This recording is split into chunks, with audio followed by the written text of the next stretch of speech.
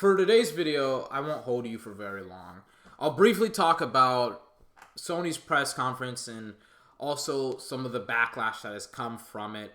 It's not even backlash, it's just people didn't really seem to like it that much. But for me, I enjoyed it a lot as a gamer.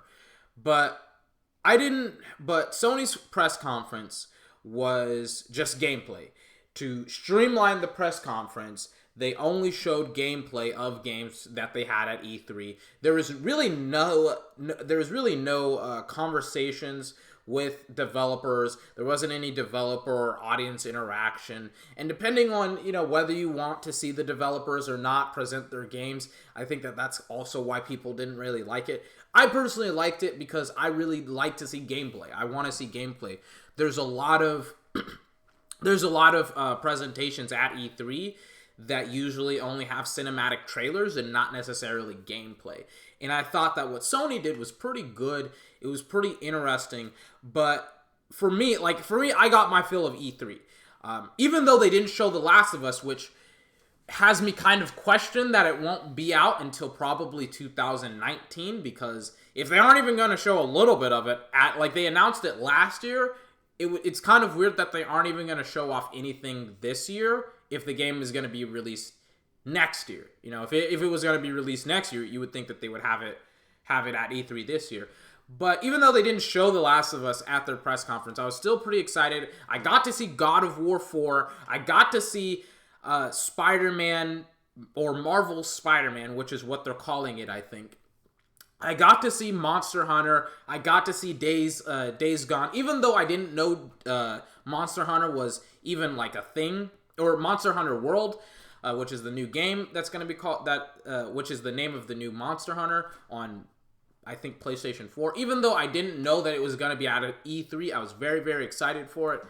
But overall, I didn't really feel that it was that bad of a conference as people are making it out to be. It's just that for me personally, I found that the games that they showed off really correlated with me because I wanted to learn information.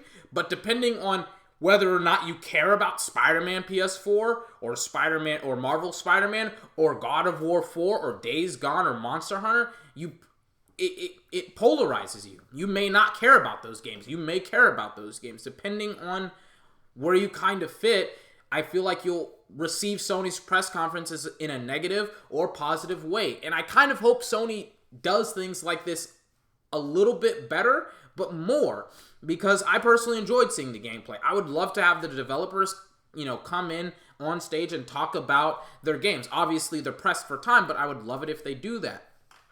I hope Sony continuously does things like this and continuously tries to do things like this, because I think that it's a really cool concept that, properly executed, will get a pretty good response from gamers. Again, I liked it. Not a lot of people did.